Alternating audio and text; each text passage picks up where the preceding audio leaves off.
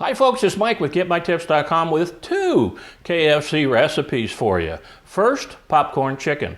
We're going to show you the easiest way to make popcorn chicken KFC style at home. And secondly, we're going to show you the easiest recipe for duplicating that delicious FLG sauce that you find down at Kentucky Fried Chicken. So let's get started.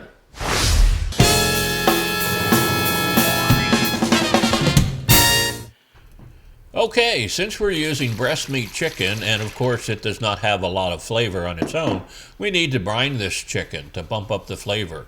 We're going to use 4 cups of water, 1/4 cup of sea salt, and 1/2 tablespoon of MSG. Next, we want to take our chicken breast and remove any pieces of fat, skin, or bone that might be left behind, and cut it up into popcorn-sized pieces, and then let it rest in the brine water for at least an hour. Now is a good time to fill the fryer with peanut oil. We use this inexpensive electric fryer because it is best at maintaining the oil temperature. We purchased this one for under $43. And if you're interested in getting one, you can use the affiliate link located in the video description to help support us.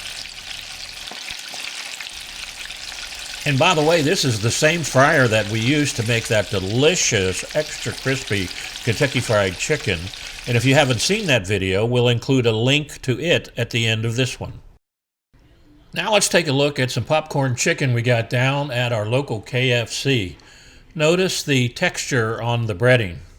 Now we were able to duplicate that texture by using a combination of self-rising flour and cornmeal. Self-rising flour is different than all-purpose flour because it has a leavening agent in it. And basically that means it has something in it that produces carbon dioxide, such as baking powder. So if you only have all-purpose flour available, you can use 2 teaspoons of baking powder. Now, when the leavening agent is heated, it produces carbon dioxide that makes air bubbles in the breading, and that, along with 2 tablespoons of ground cornmeal, produces a very nice texture on the popcorn chicken. We'll use 1 1/2 cups of flour and our spice mix. We'll include a list of the spice mix in the video description. While our oil continues to heat up, we'll add 4 eggs and 1/4 cup of milk, or half and half, to a bowl. Using 4 eggs and a small amount of half and half or milk helps the spice mix and flour stick to the chicken. Now, after the chicken has been in the saltwater brine for at least 1 hour, you need to make sure that it is completely dry before you put it into the flour and spice mix for the first time. Now, because the chicken pieces are rather small, we found it much easier to use a sealed container like this and shake the chicken to get the flour and spice mix to stick to it. Now, we found that the easiest way to get the chicken out of the flour and spice mix is to use a skimmer like this. If you don't have a skimmer like this and would like to purchase one, you can use the affiliate link located in the video description. When you remove the chicken from the flour and spice mix, put it on a wire rack. This allows any excess flour and spice mix to fall through the wire mesh.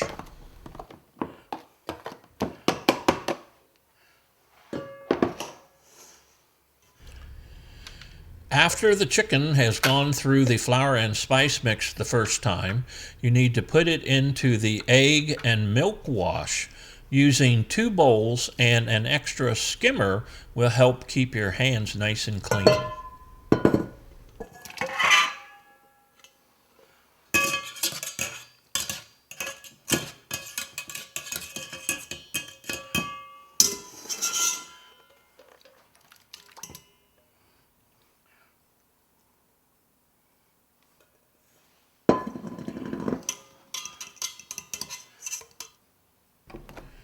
Now put the chicken back in the spice and flour mix for another coating.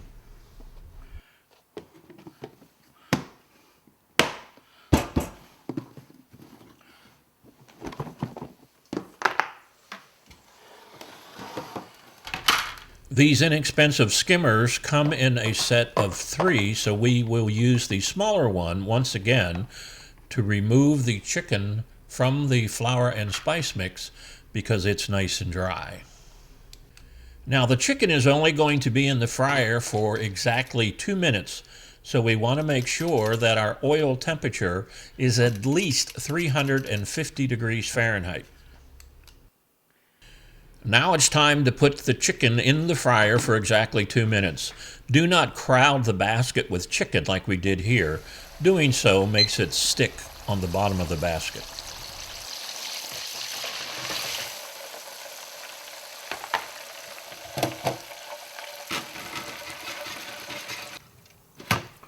Oh, I'm going to have to try one of those.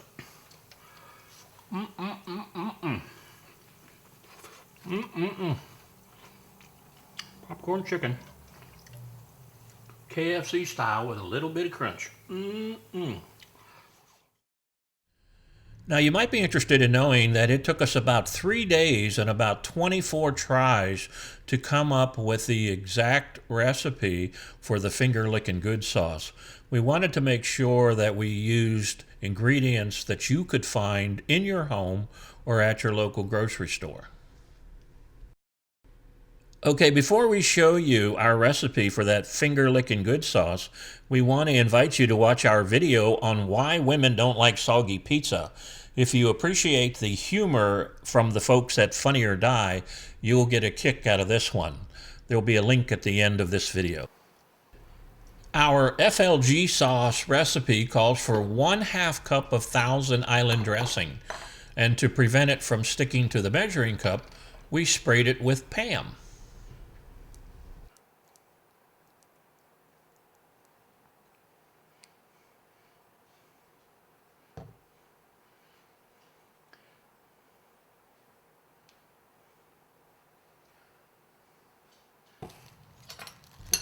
If you examine the FLG sauce that you get from your local Kentucky Fried Chicken, you will notice that it has a little bit of texture to it.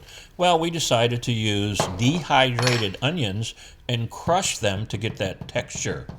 We'll put a little bit more than a tablespoon into a Ziploc bag and then use a hammer to crush them.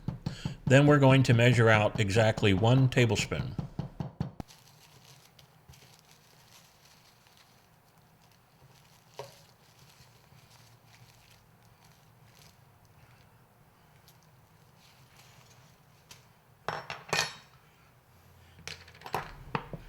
Next, we will pour in 1 tablespoon of honey.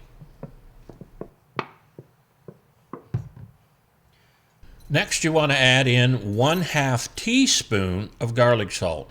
If all you have is garlic powder, then you can use that.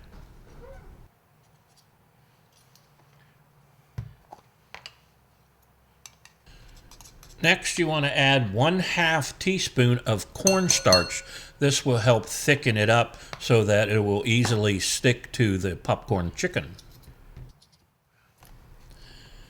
Next, you want to add 1/4 teaspoon of MSG and just a pinch of black pepper, or approximately 1/8 teaspoon.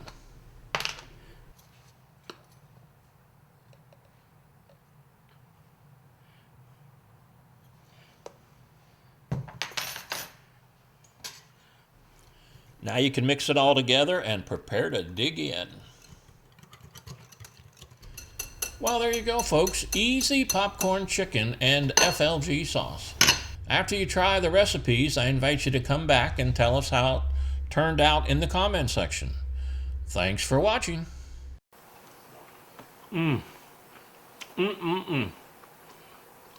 That